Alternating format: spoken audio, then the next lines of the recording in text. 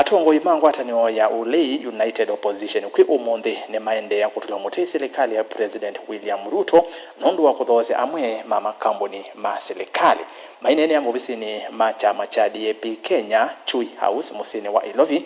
Atongoi Evo Kalonzo Musyoka, Rigathi Gachagua na Eugene Wamalwa ingi ni mateta kumana na kila mioweta tamaweku nthini musakwani munini ulona twaiwe siumwa ile mbetu Meshak Zeiwa David na ilivota. Atongoi mangaliko ya Ulei ni matola Muti Silikali kuondwa utumi Muthuku wa mali ya mwene nthi ulikilila usakwani kavinda kato elekele masikukuni mayenda bethu na umelu na matambia mametuki kuoswa ainena na andikimama uvo Mutongoi wa chama cha DAP Eugene Wamalwa ni umania siako ila siende sia kuithusia na mali ya mwene nthi kuivo Kuthoosya ianda kanashia sisia kamboni wa Safaricom, kamboni wa Kenya Pipeline na kiwanza cha ndeke cha Jomo Kenyatta. Aiweta kana maundu amethitwo mayikwa vate kukonia mwene nthi. National assets like Safaricom, Kenya Pipeline, KCB, JKIA have been pawned, mismanaged and sold without transparency, without public participation and without regard for the law and the constitution of our republic. These are not mere businesses.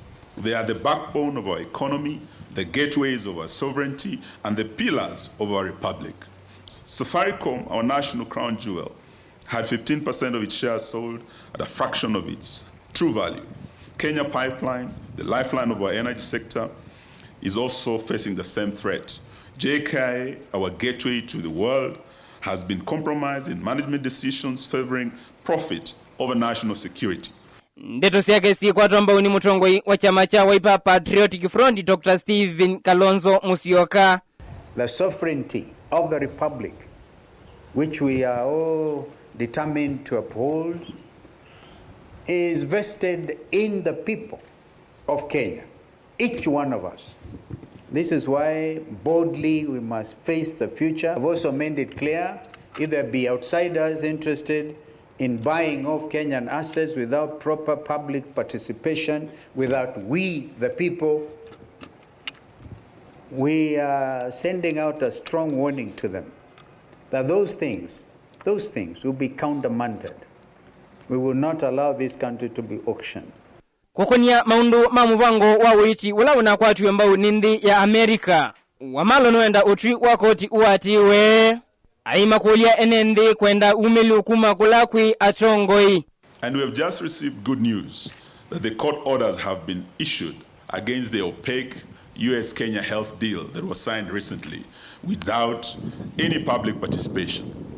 But the intention by this nefarious regime was clear: a systematic, step-by-step erosion of our sovereignty. Wamalwa ingi ni watula Muti Silikali. Aime konania na ungengi wakula kavinda ka usakuwani munini. Ayonania kulia kuyani wakwake ninzama ya usakuwani na miveka ya IEBC.